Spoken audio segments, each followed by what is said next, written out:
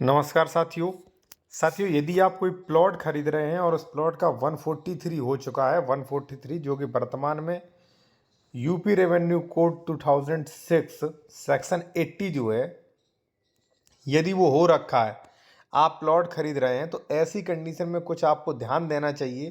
क्योंकि ज़रूरी नहीं कि ज़मीन का 143 म्यूटेशन है तो वो प्लॉट सही हो या आपके उस प्लॉट पर बिल्डोजर न चले। तो चलिए मैं आपको बता रहा हूँ कि नए नियम इस पर क्या है, और मैं आपसे कहूँगा अगर आप किसी भी मैटर पर कंसल्टेशन विशेषज्ञ द्वारा करना चाह रहे हैं या कोई भी प्रॉपर्टी से खरीदने से पहले आप डॉक्यूमेंट्स वेरिफिकेशन करवाना चाह रहे हैं कि प्रॉपर्टी खरीदने लायक है कि नहीं, कोई भी केस पेंडिंग तो नहीं है,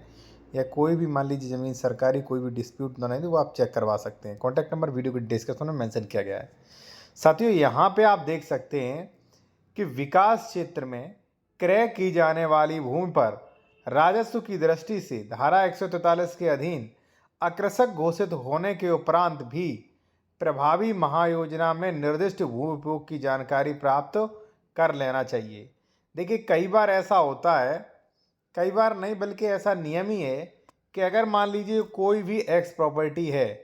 इसका 143 है, लेकिन अगर ये महायोजना के अधीन आ रही है और वहाँ पे ये ग्रीन जोन है या मान लीजिए अन्य कोई जोन है, इसका भू उपयोग अन्य है, तो ऐसी कंडीशन में आपका 143 धरा का धरा रह जाएगा, क्योंकि ये जो है वो महानगर योजना के नियमों पर प्रभावी नहीं होता है। अब इस पर जो है जो ऑर्डर जारी हुए हैं उनके बारे में भी बता दूंगा कि आप विद प्रूफ देखिए कि ये जो है जारी जो भी मान लीजिए आदेश होते हैं वो किस कंडीशन के साथ होते हैं। ठीक है साथियों, यहाँ पे आप देख सकते हैं कि धारा 80 के तहत जमीन जो है अकृषि घोषित की गई है। यह घोषणा केवल भू राजस्व की दृष्टि से की जा रही है यदि उक्त भूमि केडीए यानी कि कानपुर डेवलपमेंट अथॉरिटी, देखिए आप केडीए हो या एलडीए हो या जीडीए हो, मानी कि एलडीए मतलब जहां भी मान लीजिए विकास प्राधिकरण है उसके अधीन आते हैं, तो वहां पे इस कंडीशन के साथ आदेश होते हैं। यहाँ पे आप देख सकते हैं कि राजस्व दृष्टि से की जा रही है यदि उक्त भूमि विकास प्राधिकरण द्वारा पूर्व में किसी अन्य प्रयोजन हेतु प्रस्तावित हो, तो ऐसे आदेश डेवलपमेंट अथॉरिटी जो भी मान लीजिए महानगर योजना है, महायोजना के निहित प्रयोजनों के अधीन होंगे।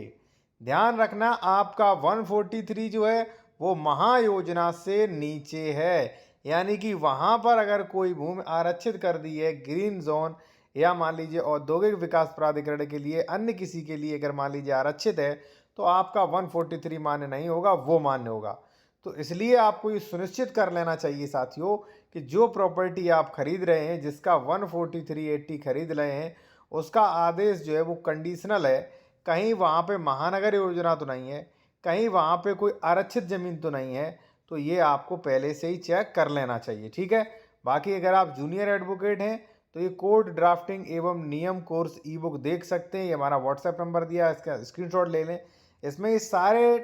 टॉपिक विद ड्राफ्टिंग आपको मिलेंगे, जैसे स्टे के लिए एप्लीकेशन कैसे लिखें, उसका